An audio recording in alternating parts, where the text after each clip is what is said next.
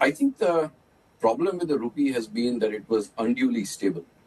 So I think stability in the currency is one of the objectives of the Reserve Bank. But over the last 2 years, the volatility in the INR dropped significantly away from volatility in global currencies. What that did was it allowed the exporters to bring back dollars very quickly the moment they earned them. The importers stopped hedging.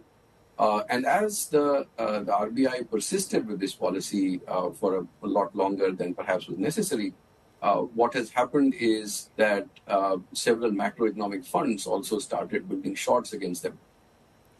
In the last 3-4 months, therefore, the level of intervention needed from the RBI to keep the rupee stable has actually shot up. So India's balance of payments on a 12-month basis is reasonable. It's not very strong given what the dollar is doing and what the US 10-year yields are. But it is definitely not something that warrants a $60-70 billion intervention. Even if it is a $40 billion intervention, that's quite a bit.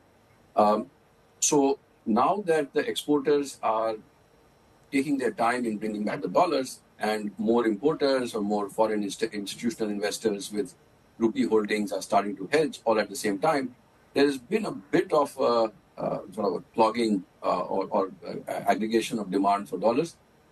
Most of it should be behind us. So I would expect that the level of intervention, yesterday was, I think, fairly, I would say confluence of many negative news points coming up at the same time. The US 10-year bond yield going up, oil prices going up, the signs of weakness in the Indian economy. And I think that may be pretty much the worst of the news flow.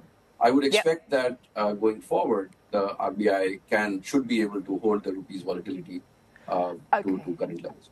And broadening things out, just lastly, Neelkanth, what's your outlook for growth this year, broadly speaking? I know the Bank of America is expecting to see a recovery this year. So the current growth momentum is actually quite weak. So there is a weakness, which there has been a slower than expected pickup in fiscal spending by the government. The fiscal space exists for the remaining 3 months. And if the government spending does pick up, I think momentum should improve. There is a second factor, which is that system credit growth has slowed from 17% to 11%. And if through macroprudential measures, the RBI can support that growth, I think next year's growth number should be a lot better than the current momentum.